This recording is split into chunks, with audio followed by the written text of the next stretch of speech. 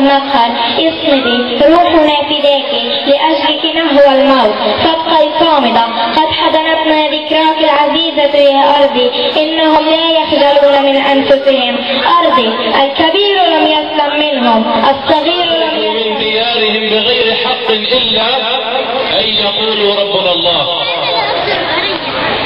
في هذا اليوم وفي كل يوم نؤكد ونجدد ونردد حق العودة. حق العودة حق مقدس شرعا وقانونا وأخلاقا وإنسانية. حق العودة لا يقبل التنازل، لا يقبل التفاوض، لا يقبل المساومة، لا يقبل التفريط، لا يقبل التعويض. ليس لأحد في هذا الوجود حتى لو كان فلسطينيا أن يتنازل عن حق العودة أو أن يرضى بالبديل أو بالتعويض. يتحدثون اليوم عن تعويض وأن إمكانية العودة إلى أرض الدامون وأرض صفد وطبرية وحيفا ويافا وعسقلان غير ممكن.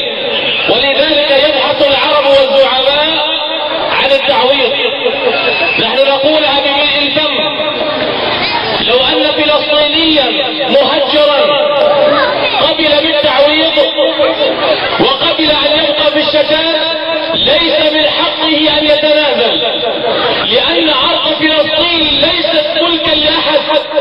أرض فلسطين لشعب فلسطين. أرض فلسطين ملك للأمة العربية. أرض فلسطين ملك للأمة الإسلامية. ليس لأحد حتى لو كان ناشئا أن يتنازل عن حقه في العودة أو أن يرضى بالبديل أو أن يرضى حتى بالتعويض.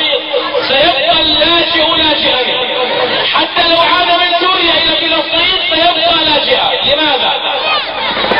لأن الناشئ سيبقى ناشئا إلا أن يعود إلى الأرض التي ولد فيها، إلا أن يعود إلى بيته، إلى أرضه، إلى زيتونه، إلى